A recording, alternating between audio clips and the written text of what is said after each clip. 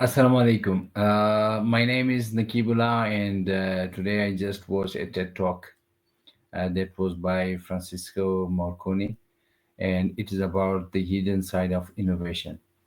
In his TED talk, he explains how richer countries like United States, Japan, Germany, and other rich countries worked on innovation before 1990s, and then there was a shift after the 21st century. Um, yes, that is. He explains it very nicely and in a very good way. He says developing countries are now major sources of new innovations, but that was not the case before 1990s, where wealthier countries dominated. He mentions that before 1990s, countries like Japan, Germany, United States, um, they dominated the innovation world, and their percentage was above 80%. That is quite surprising. But then there was a major shift in innovation, and now developing countries are giving more innovations than the richer countries do today. And the percentage is quite surprising. In today's world, developing countries are producing more cheaper things, and they are filing more patents than the rich countries, and the percentage is above 80. That is not surprising, that is alarming. And then he says, what is the reason behind that? Simple. He is giving three reasons. The first reason is the innovations in the developing countries are based on social needs.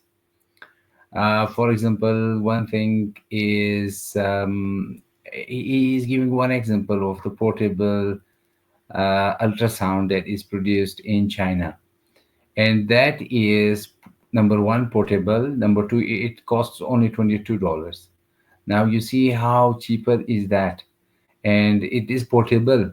You don't need to, for example, if there are patients who need ultrasound but they cannot move to hospitals, so simple, you just take this ultrasound to the patients. It is portable, and that was developed in China, and now that is used in rich countries, in the United States, in France, in Germany, in the UK, because it is portable, because it is cheaper, because it is socially needed. So low cost materials. Okay, the second thing, he gives an example of water purifier that is made by Tata Company India, and the name is Swatch. That is low cost water purification tool.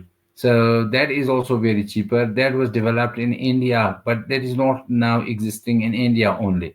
It is existing in United States, UK, Germany, France, and European markets, because it was developed for social needs. It was low cost. And then there is another example he gives, and that is about bicycle powered phone charger from Kenya, and he calls it a smart charger. And that is lovely name for this charger. And he says it was costly to buy a charger, and it was difficult to have more electricity in Kenya. Then students in Kenya developed smart charger with the help of bicycle dynamo, and that is now available. And then further, Nokia company worked on it, and they developed a latest version of it. That was quite surprising, and that is available in Europe, and that is available in the United States and Germany, etc. So these are very nice examples, and that is what the shift change.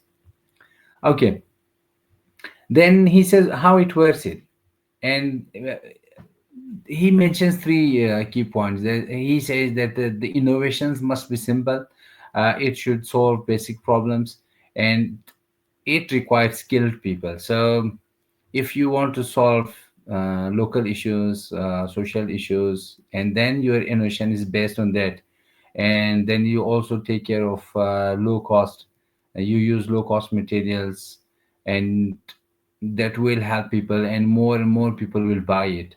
And for that you also need skilled people, then it is possible. Otherwise it is difficult to have more innovations.